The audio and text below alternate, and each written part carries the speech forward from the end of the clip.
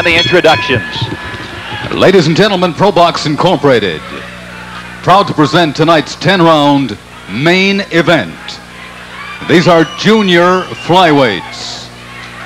Introducing first of all from Mexicali, Mexico, weighing in at 110 pounds, wearing electric purple trunks, with a 26-15 pro record, 26 wins, 15 losses, ranked number 8 by the WBA Americas.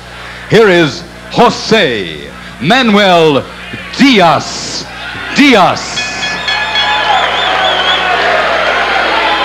His opponent, originally from the East, now boxing out of San Diego, who looked so good in London in the World Championship bout until forced to retire due to a cut. He weighs in tonight at 109 pounds.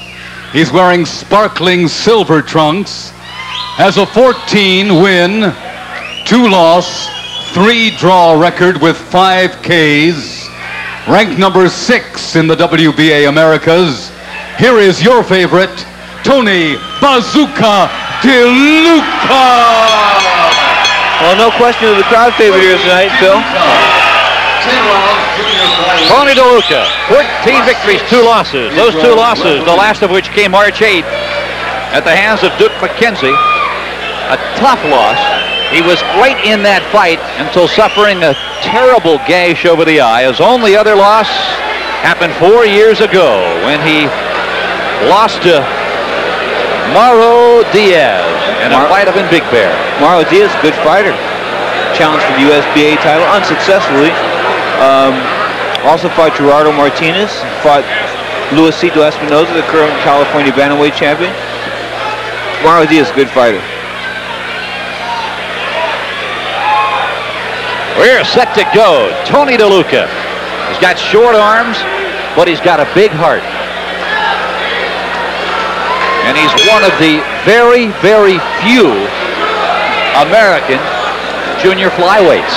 Well, there's a problem in flyweights and junior flyweights is getting opponents to fight. There just aren't opponents to fight. That's why these two guys are listed in a rematch. You really can't get guys to fight at this weight.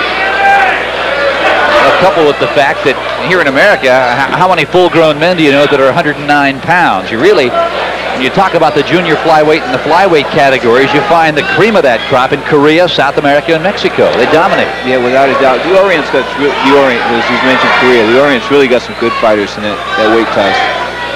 But it's a weight class that really goes unnoticed here in the States. I mean, because neither you or I mean, being a boxing correspondent for Flash or Professional Boxing Update magazines, I can't list any of the junior flyweight champions. Can you, Phil? No, absolutely not. Well, again, now you get into that discussion again, as we had earlier in the telecast, about those weight classes and should there be more than the 8 that Ring Magazine recognizes. I know you subscribe to the philosophy of I like the 16. Well, I truly think that there's a tremendous weight advantage for a guy that has a 3 or 4 pound weight advantage. You can see that the guys are like 108, 112, 120 pounds. Duke McKenzie in London, he had Tony outweighed by 4 pounds. Yeah, and well, that's Deluca's fault. I mean, he wanted the money. He went over there for the 15 grand. He knew basically he wasn't going to win a decision. Any close calls that were going to be registered were going to go in McKenzie's favor.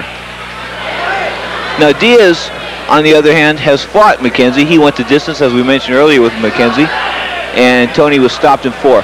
And it really wasn't that. I don't think it was that controversial. No, I don't either. I don't. I think McKenzie just had a little bit too much for Tony Deluca that night, and that's all there is to that.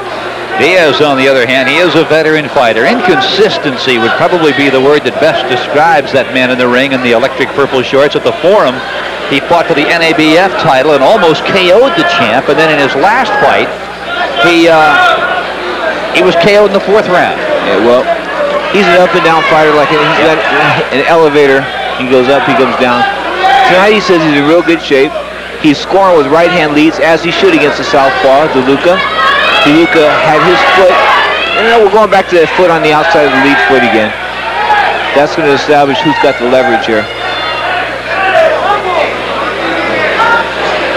Both these fighters don't look real warmed up. Tony DeLuca's got those big Popeye top muscles, and I don't think they favor a fighter, Phil. I really don't. Why? Because lactic acid builds up in those muscles much faster than would a man of skinny nature.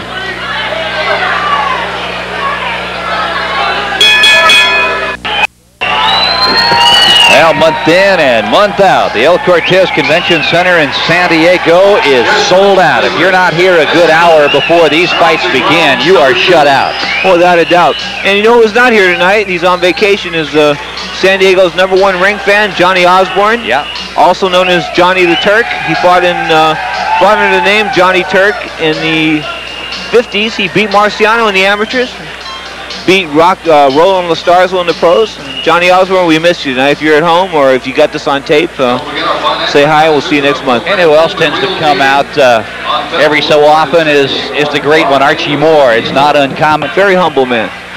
Yeah, you got that right. Tony DeLuca in the gray.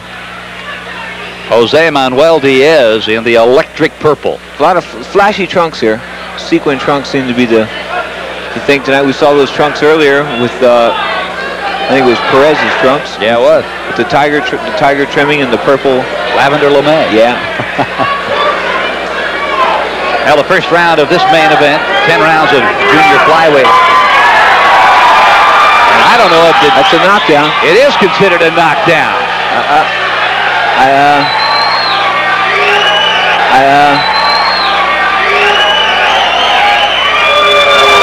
Frank Rustich, the referee, will dust off the gloves of Diaz. I'll say this, Phil. Diaz doesn't look right. I thought he did too, but he just doesn't seem to be fighting his fight. I've seen him fight before, and he likes to throw a lot of punches. I'll tell you, he fought Willie Salazar about as tough as Salazar wants to fight anybody. Salazar, the champion, narrowly eked out a decision. NABF champion. Willie Salazar is a tough fighter, well-rated fighter, no question about it. This guy has been on the Wilson.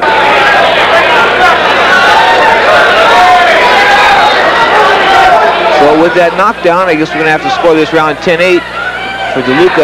If he wins this fight, he is scoring the more effective blows in this round.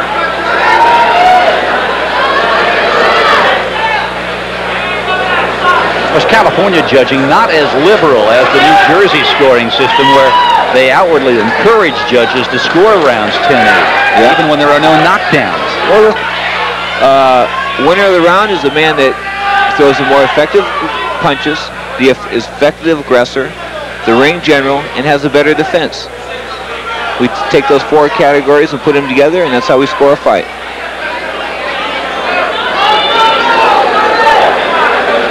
Whereas in the amateur ranks, Phil, they count the quantity of punches, not the quality. That's right. We're in round 2 of this main event, scheduled for 10. Final 10 seconds, and I am still not certain that. There's this questionable knockdown here. I think his feet got caught up. I think his feet got entwined as well. Yep. Well, we're looking into the corner of Tony Bazooka Deluca. In fact, you know, we were talking about junior flyweights in the United States and stuff. He may be the only rated junior flyweight in the States. I can't think of anybody else. And then again, I'm not hip on the junior flyweight division. You know, the one thing that DeLuca has always had to fight for, both inside and out of the ring, is respect. When you're little, diminutive in this country, you got to fight for everything that comes your way. From playground to your bicycle. No surprise that Tony DeLuca, when he steps into the ring, he turns into a warrior. Yeah, no question about it. You know, he's a smart young man. Right now he's going to majoring in marketing, I think at Northwestern University here in San Diego, and he plans to go on to San Diego State next year.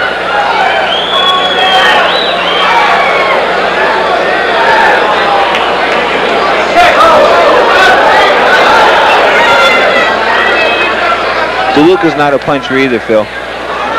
He throws a lot of arm punches, doesn't get his hips into his shots, walks with the front of his foot up in the air sometimes, isn't on his toes.